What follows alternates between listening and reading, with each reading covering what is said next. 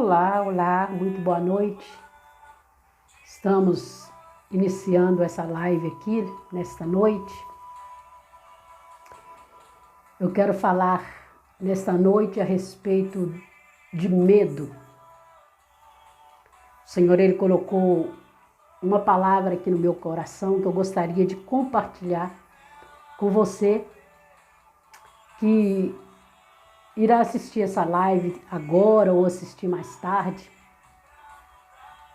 Nós estamos vivendo hoje um momento muito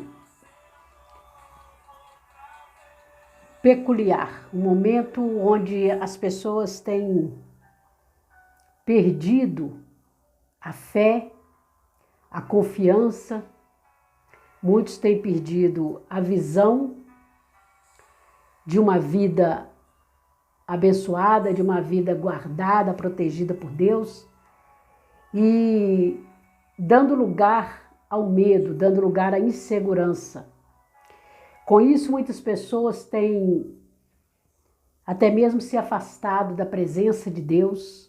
E quando eu digo afastado da presença de Deus, eu não estou falando aqui de igreja, de denominação, mas eu estou falando da presença de Deus mesmo, de Deus, do nosso Criador. Pessoas que, por vários motivos, talvez por decepção, se sentem decepcionados diante de tudo que tem acontecido, diante das tragédias, das dificuldades que têm enfrentado. Muitas pessoas têm perdido a sua força, têm perdido a sua fé, a sua confiança em Deus, por causa das provações. As pessoas esquecem que o próprio Jesus, ele disse: no mundo tereis aflições, mas tende bom ânimo, porque eu venci o mundo, e se eu venci, vós também vencereis. Então as pessoas esperam viver aqui no mundo o céu, né? Esperam viver aqui no mundo uma vida só de bênção, uma vida só de vitórias, e as pessoas não estão preparadas para enfrentarem as dificuldades, para enfrentarem os momentos difíceis, para enfrentarem os problemas, as advergências que acontecem, para enfrentar tantos problemas, né, de ordens espirituais, de ordens financeiras, de ordem emocional. As pessoas não estão preparadas, né? Estamos vivendo aí essa situação de doença, essa doença que tem alastrado aí no mundo, que tem atingido muitas pessoas perderam familiares, perderam pessoas queridas de seu convívio, e isso tem deixado as pessoas aflitas, angustiadas, tem feito com que as pessoas percam a fé, percam a coragem, percam o ânimo. E aqui eu quero ler a respeito da palavra de Deus aqui no livro de Jó, capítulo 3. Jó, capítulo 3 diz assim, Jó 3, 25, diz assim: aquilo que eu tenho medo me sobrevém, e o que eu receio me acontece. Não tenho descanso, nem sossego, nem repouso, e já me vem grande perturbação. Quem está falando isso não é nada mais, nada menos do que Jó. Jó, este homem que aqui no início do capítulo, em Jó capítulo 1, a palavra de Deus fala assim: havia um homem na terra de Uz, cujo nome era Jó, homem íntegro, reto, temente a Deus e que se desviava do mal. É assim que a Bíblia vai descrever Jó. Um homem justo, íntegro, reto, temente a Deus e que desviava do mal. Todos esses predicados aqui, todas essas declarações são feitas a respeito de Jó. Você não vai encontrar na Bíblia, em nenhuma outra parte da Bíblia, essas expressões falando a respeito de uma só pessoa. Você não vai encontrar essa palavra, essas ponderações aqui, essas virtudes aqui, você não vai encontrar essas observações aqui da palavra de Deus a respeito de nenhum outro homem ou mulher da Bíblia. Você não vai encontrar falando sobre isso a respeito de Moisés. Você não vai encontrar falando desta forma a respeito de Davi. Você não vai encontrar falando desta forma a respeito de Esther, a respeito de Ruth, a respeito da juíza Débora, a respeito de Maria, de José. Você não vai encontrar a Bíblia usando essas afirmações aqui, essas qualidades aqui, para falar e para descrever o perfil de um homem ou de uma outra mulher na Bíblia. Você não vai encontrar.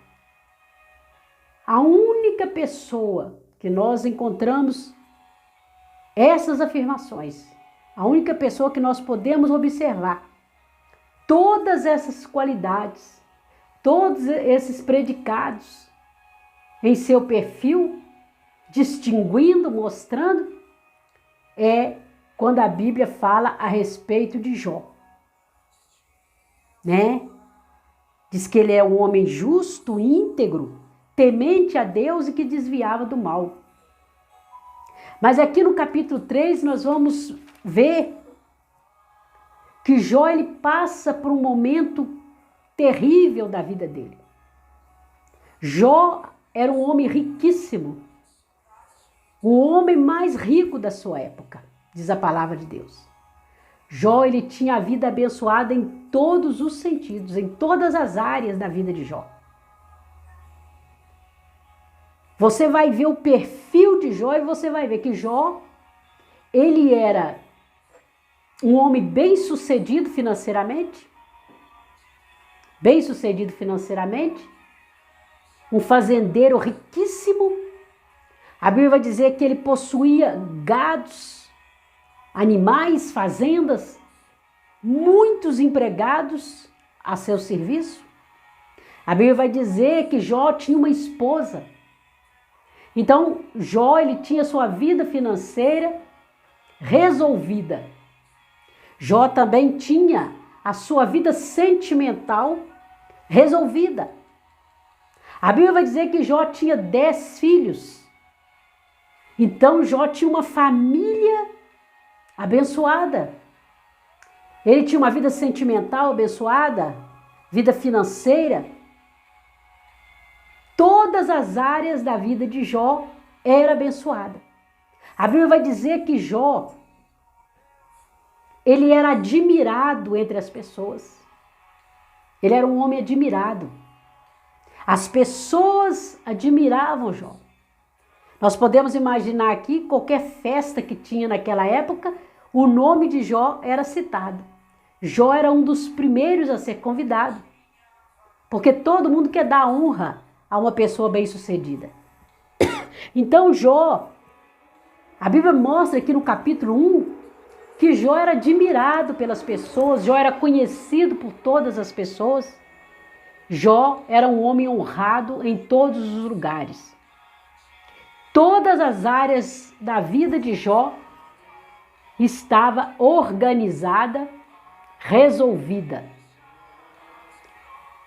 Mas por um pequeno detalhe que nós podemos olhar aqui e dizer, talvez que é um pequeno detalhe. E que detalhe é esse?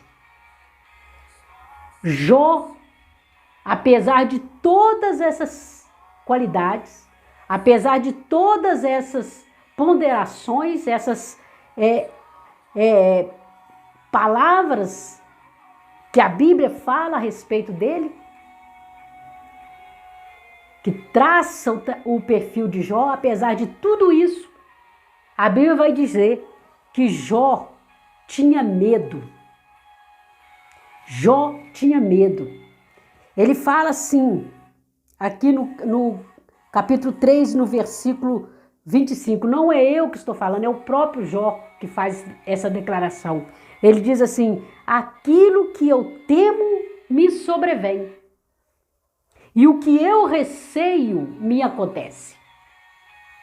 Não tenho descanso, nem sossego, nem repouso, e já me vem grande perturbação.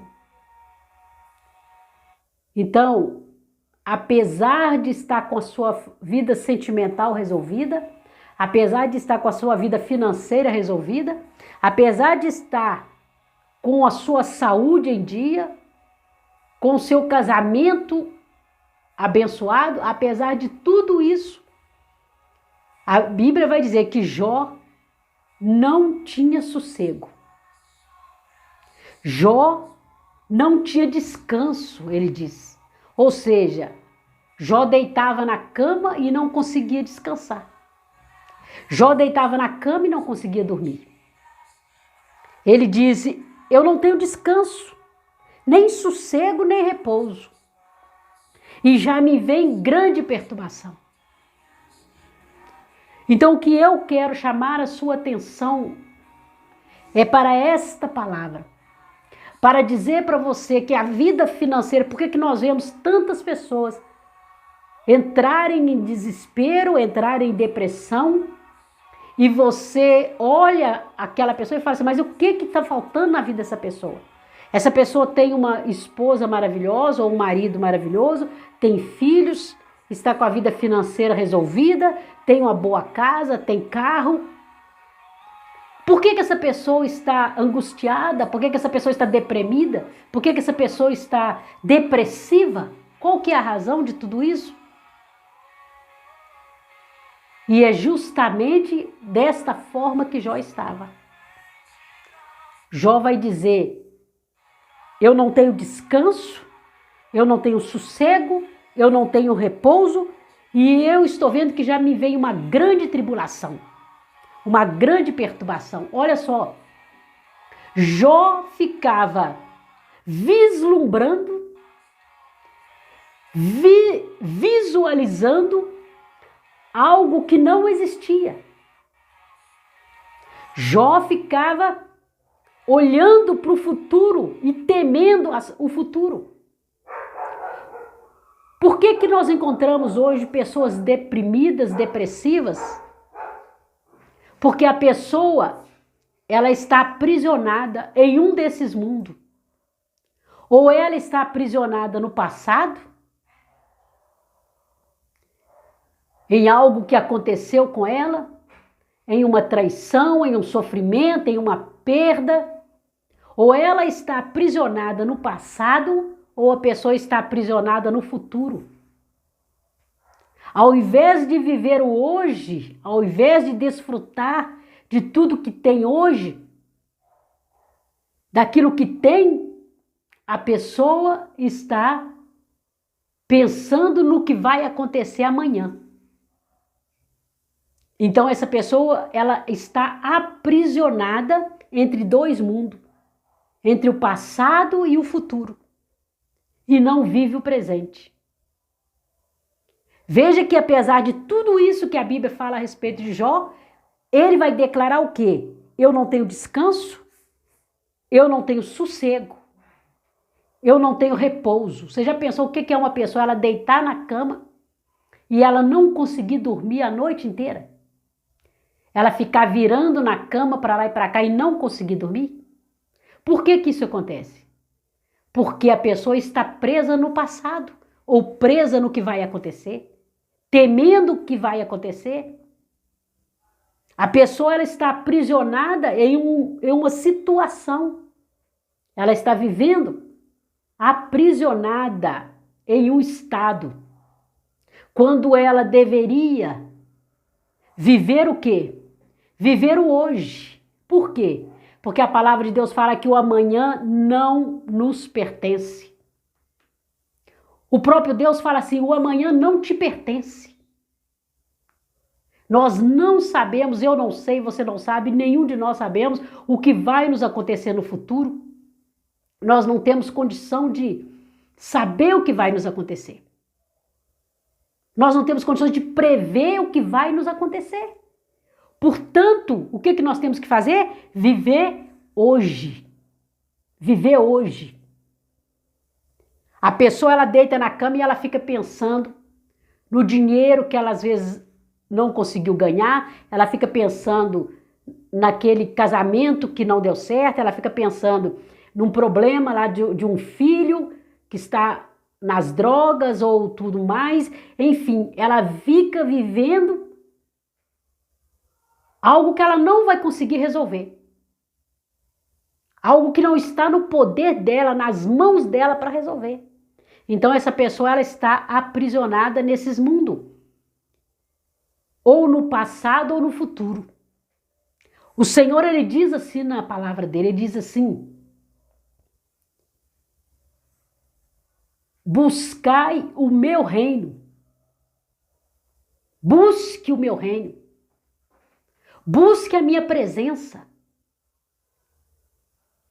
Busque a minha presença, busque o meu reino, porque as outras coisas não dependem de você, é eu que vou acrescentar na sua vida. Busque o meu reino. Busque a minha presença, porque as outras coisas eu vou acrescentar. Então, quando a pessoa ela deixa de viver pela fé, porque o medo é o contrário da fé. O que a fé é? A fé é o firme fundamento daquilo que nós não vemos, mas cremos. A fé é a esperança daquilo que ainda não aconteceu, mas nós esperamos e cremos que o melhor de Deus ainda está por vir, ainda está por acontecer na nossa vida. Então nós temos que crer no melhor de Deus, crer no propósito de Deus, nas bênçãos de Deus, e não ficarmos vislumbrando e trazendo sobre nós coisas ruins, coisas que não temos certeza que vai acontecer. E é justamente isso que Jó vai dizer. Ele fala assim: e já me vem grande tribulação. Ele não estava em tribulação. Nesse momento aqui, Jó, ele era esse Jó aqui do capítulo 1, que a Bíblia diz: homem justo, íntegro, reto, temente a Deus, que desviava do mal. Ele estava vivendo isso aqui. A Bíblia vai dizer que ele era um homem, um dos homens mais ricos. A Bíblia fala assim: nasceram-lhe 7 filhos e 3 filhas, possuía 7.000 ovelhas, 3.000 camelos, 500 juntas de bois, 500 jumentos. Era também muito numerosos o pessoal do seu serviço, seus empregados. De maneira que esse homem era o maior de todos do Oriente. Ele era o maior. Veja bem a palavra usada aqui para distinguir, para falar a respeito dele. Ele não era um dos maiores, ele era o maior. A Bíblia fala assim: ele era o maior de todos do Oriente. Então ele não era um dos maiores, ele era o maior de todos do Oriente. Então o Jó estava na escala de cima, ele estava na prateleira de cima, em todos os sentidos. Rico, bem-sucedido, casamento bem-sucedido, filhos, esposa, tudo tranquilo. No entanto, Jó não tinha paz para deitar e dormir. Não é eu que estou dizendo, é ele que está dizendo. Ele falou assim: eu não tenho descanso. A pessoa que não descansa, ela deita e não descansa, ela não dorme, ela não relaxa. Ela não tem sossego. E já me vem grande tribulação, ou seja, Jó estava vivendo aquilo que ainda não tinha acontecido. Ou seja, ao invés de viver o presente, ao invés de desfrutar de todas as bênçãos que Deus estava derramando sobre a vida dele, Jó ficava pensando naquilo que poderia acontecer.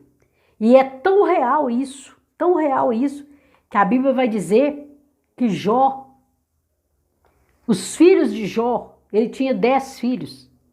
A Bíblia então vai dizer que os filhos dele faziam aniversário. E quando os filhos faziam aniversário, Jó dava uma festa de arromba ali para os filhos. E no momento ali daquela festa, Jó, ele saía e ele pegava um cordeiro e ele ia sacrificar aquele cordeiro, pedindo perdão a Deus pelos pecados dos seus filhos. Mas ele não pedia perdão. Tudo bem se você sacrificar, se você levar uma oferta no altar pelo pecado ou pela vida de alguma pessoa, tudo bem, mas essa não é a situação. Essa não era a questão. A Bíblia vai dizer que Jó, ele levava uma oferta de sacrifício por pecados que os filhos não tinham cometido. Ele falava assim: se porventura os meus filhos tiverem pecado, se porventura os meus filhos tiverem feito alguma coisa errada, então eu já estou trazendo aqui um sacrifício. Então, ao analisarmos o perfil de Jó, nós vamos perceber que Jó, embora ele fosse esse homem cheio desses predicados, cheio de todas essas qualidades, ele deixava que o medo tomasse conta do seu coração, tomasse conta da sua alma. E é justamente isso que tem levado milhares e milhares de pessoas ao desespero, à depressão, à angústia. Porque a pessoa, ela não vive, ela não é capaz de viver aquilo que Deus está provendo para ela naquele dia. A pessoa está vivendo o amanhã. Ela está vivendo o futuro, ela está olhando o que vai acontecer com ela no futuro. Ou ela está vivendo o passado. E isso é algo tão sério. A palavra de Deus vai dizer que o povo hebreu, eles estavam atravessando o deserto. E a Bíblia vai dizer assim que Deus, ele provê para eles tudo o que eles precisavam. Tudo o que eles precisavam. E mesmo assim aquele povo, eles ficavam olhando o que eles não tinham. Ao invés daquele povo olhar a provisão de Deus, a Bíblia vai dizer que quando era dia, o sol estava, aquele sol terrível no deserto, a Bíblia vai dizer que Deus providenciava uma nuvem para cobrir o povo durante o dia. E na madrugada, quando estava aquele frio, que estava até doendo os ossos, a Bíblia vai dizer que Deus manifestava como uma nuvem que aquecia o local aonde os hebreus estavam. A palavra de Deus vai dizer que a roupa, a sandália das crianças, aquela mesma roupa, aquele mesmo calçado que eles saíram lá do Egito, da escravidão, eles atravessaram o deserto. E a palavra de Deus diz que aquela roupa e aquele calçado crescia nos pés das crianças.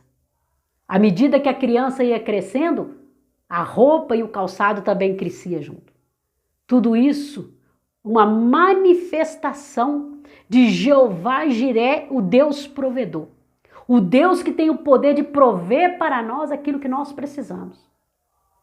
Então, a pessoa que está dominada pela depressão, a pessoa que está dominada pelo medo, o problema é só um: ela deixa de viver o dia que ela está, o presente, para viver do passado ou para viver o futuro. A pessoa começa a deixar que o medo, o pânico tome conta dela. Quando a pessoa vê, ela já está doente. Quando a pessoa vê, ela já está com síndrome de pânico, ela já está em estado de desespero. Quando a pessoa vê, ela já não consegue mais dormir. Como o Jó diz aqui, ó, não tenho descanso.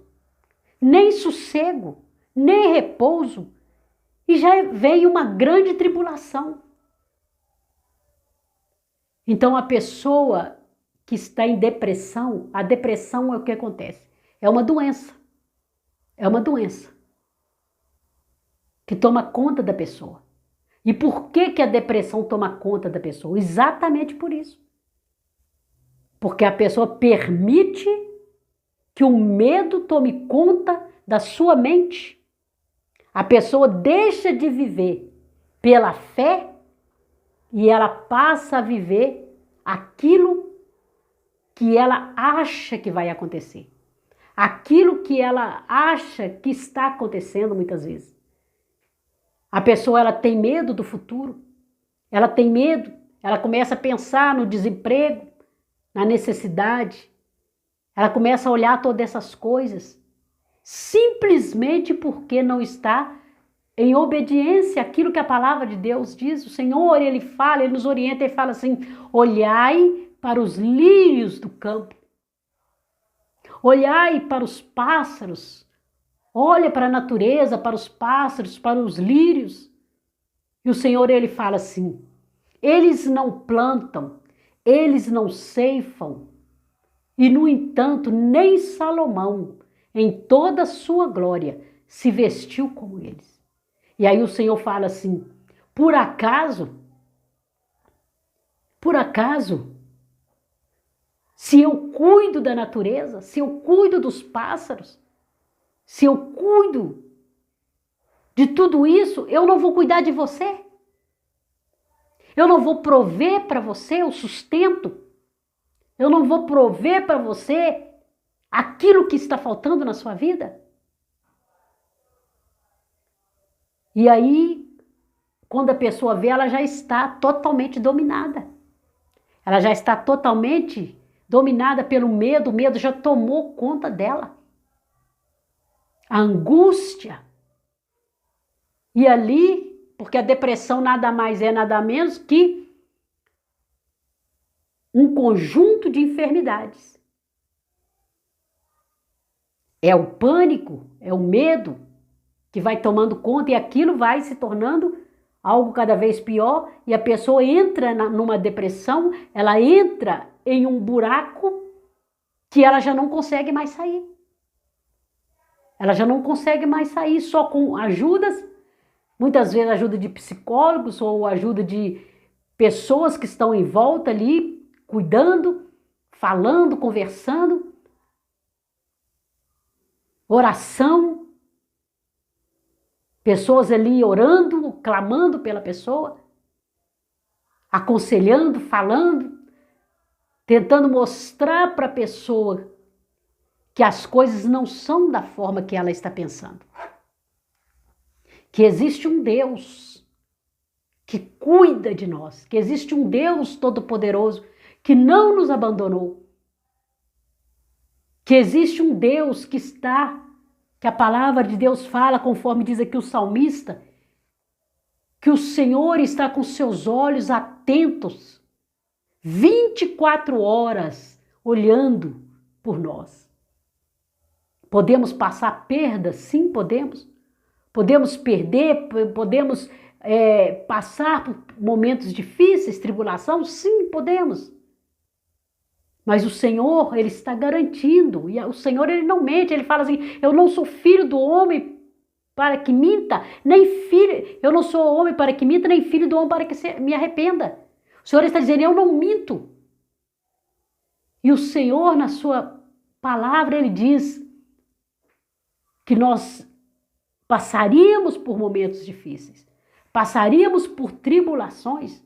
No mundo tereis tribulações, no mundo tereis aflições, mas tende bom ânimo, porque eu venci o mundo e vós também vencereis.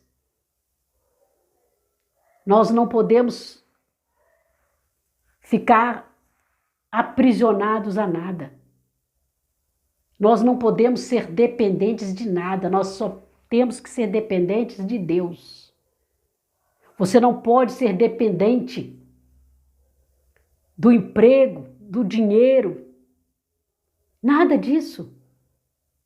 Nada disso. Você precisa trabalhar? Precisa. Você precisa ganhar dinheiro? Precisa. Mas eu quero dizer para você uma coisa. Não ande por vista. Ande por fé.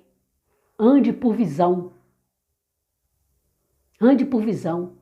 O Senhor, a palavra de Deus, ela diz assim, não andeis por vista. O que quer dizer isso?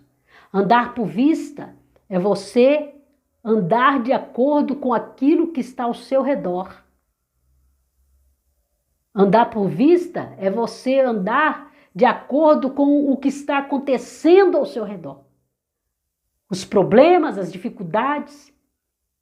O Senhor, ele diz, não andeis por vista, mas andeis pela fé. Andeis pela fé, andeis por visão. Vista é diferente de visão. Vista é aquilo que está ao seu redor, que você vê. Visão é aquilo que você crê. É aquilo que você crê. Então, esta é minha palavra para você aqui nesta noite. Não andeis por vista. Não deixe que o medo tome conta da sua alma, do seu coração, dos seus pensamentos. Não aceite que isso aconteça com você. Não acumule pensamentos ruins na sua mente. Não acumule coisas do passado, nem coisas do futuro. Não ocupe a sua mente com coisas desnecessárias. Assim como um computador, limpe o seu HD, limpe a sua mente. A palavra de Deus, ela fala assim, renovai as vossas mentes. Nós precisamos diariamente renovar a nossa mente. O apóstolo Paulo, ele vai dizer isso. O apóstolo Paulo, ele vai dizer assim, prossigo para o alvo da soberana vocação. Paulo tinha um alvo, Paulo tinha um objetivo. Fixa o seu olhar no seu alvo, no seu objetivo. Enxergue o melhor de Deus para você. Pare de pensar como Jó, que vai vir sobre você uma grande tribulação, ainda que esteja acontecendo. Nós não somos cegos, estamos vendo tudo que está acontecendo ao nosso redor. Estamos vendo aí pandemia, estamos vendo aí desemprego, estamos vendo aí guerras, estamos vendo aí essas coisas. Mas nada disso pode nos desanimar e nem desviar a nossa visão do Criador, daquele que está no controle de todas as coisas. Todas as coisas estão sob o controle de Deus. Nós não podemos tornar nem mesmo um fio de cabelo nosso preto ou branco. É o Senhor. A Bíblia diz que Ele sabe quantos fios de cabelo tem na nossa cabeça. A Bíblia diz que Ele olha para a terra e Ele enxerga tudo o que está acontecendo na terra. Ele enxerga você. Ele enxerga você. Se você ler a palavra de Deus, você vai ver, quando Jesus ia falar com alguém, ele chamava aquela pessoa pelo nome. Quando Jesus vai falar com Lázaro, morto há 4 dias, ele chama Lázaro pelo nome.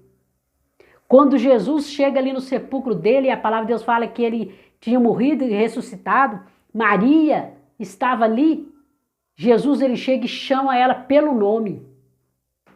Jesus ele te conhece pelo seu nome. E ele te vê. E ele te vê. E os olhos deles estão fixos em nós 24 horas. E a palavra de Deus diz que as mãos dele não estão encolhidas. Ou seja, se elas não estão encolhidas, elas estão abertas, prontas para nos socorrer, prontas para nos abençoar. Então eu quero dizer para você, não permita que o medo tome conta da sua alma, tome conta do seu coração, da sua mente. Limpe a sua mente. Limpa a sua mente todo dia. Faça todo dia um backup, aí tira tudo tira o que presta, guarda no cantinho, e o que não presta, joga pro lixo. E renova. E coloca de novo as coisas que estão que podem ficar, que devem ficar, coloca, mas aquilo que você vê que não vai te trazer nada de bom, que não vai edificar a sua vida, joga no lixo, joga na lixeira. Não fique apegado a nada, não se apegue a nada. Não se apegue a nada. Não se apegue. As pessoas sofrem porque elas se apegam a coisas.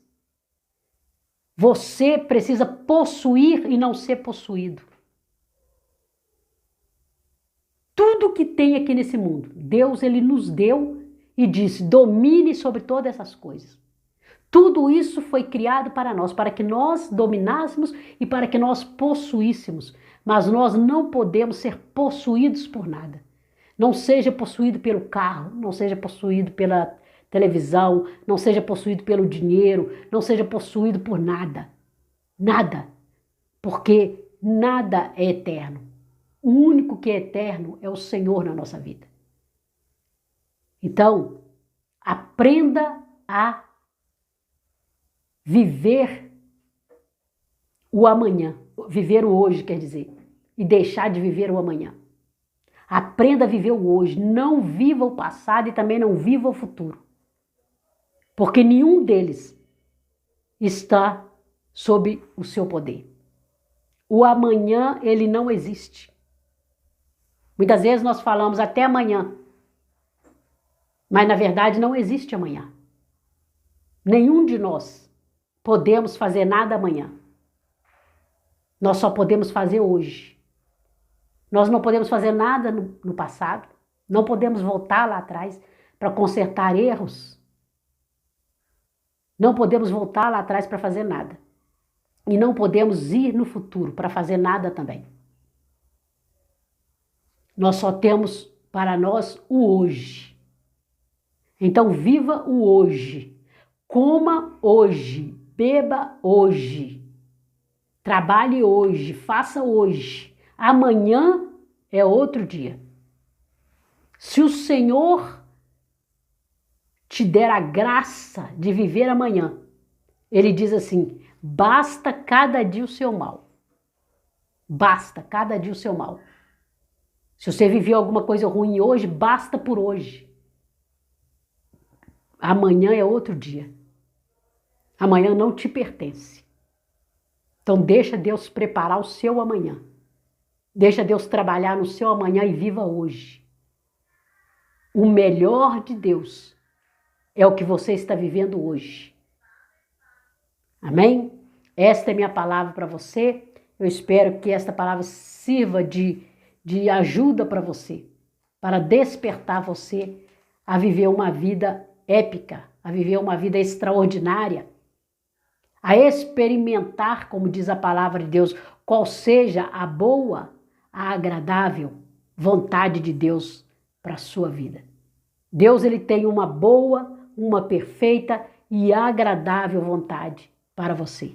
Deus ele tem o melhor para você, em nome de Jesus. Um beijo no seu coração, que Deus te abençoe de maneira poderosa.